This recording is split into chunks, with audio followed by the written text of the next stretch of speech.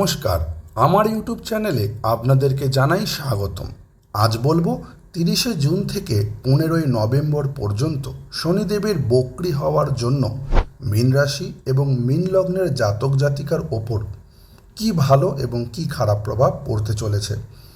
এই সময়ের মধ্যে আরও অন্যান্য গ্রহের অবস্থান কখন এবং কোন ঘরে যাবে আসবে তার বিস্তারিত বলে ভিডিওটি দীর্ঘায়িত করছি না। শনির বক্রী অবস্থায় জাতক জাতিকার যে শুধু খারাপই হবে তা নয়, ওই সময়ের মধ্যে আরও অন্যান্য গ্রহের স্থান পরিবর্তনে ভালোই কিছু অপেক্ষা করে আছে। প্রথমেই বলি, আগামী 30শে জুন শনিদেব বক্রী হবেন এবং বক্রী অবস্থায় থাকবেন 15ই নভেম্বর পর্যন্ত। বর্তমানে মিথুন রাশিতে রবি গ্রহের অবস্থান সাপেক্ষে মীন রাশি এবং লগ্নের জাতক জাতিকাদের মায়ের শারীরিক অসুস্থতায় কিন্তু ভুগতে হতে পারে।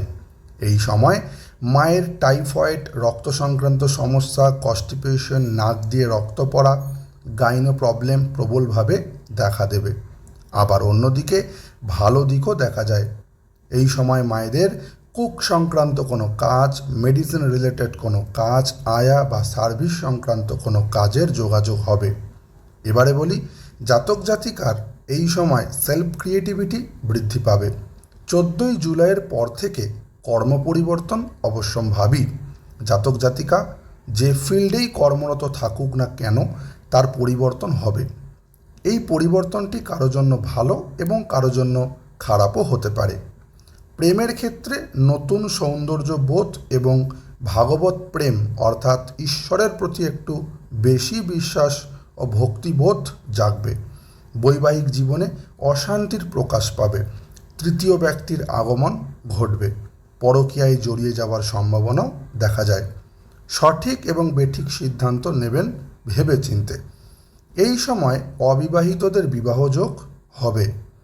22শে অক্টোবরের পর থেকে 15ই নভেম্বর পর্যন্ত মীন রাশির সন্তানদের ক্ষেত্রে জল এবং অগ্নি থেকে সাবধানে থাকাই শ্রেয়।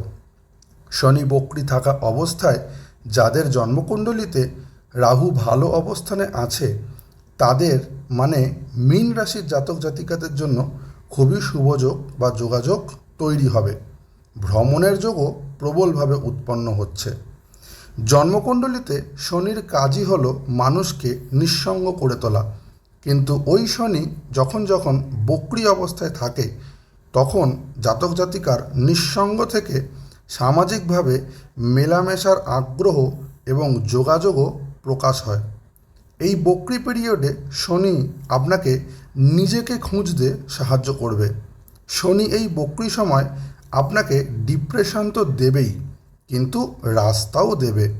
ঠিক এই রকমই অনেকের প্রমোশন আটকে আছে, সেটাও এক প্রকার ডিপ্রেশন।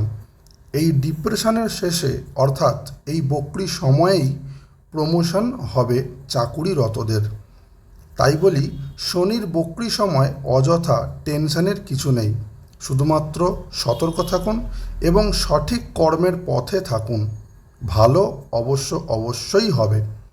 আজ এ পর্যন্তই। ভালো থাকুন, সুস্থ থাকুন।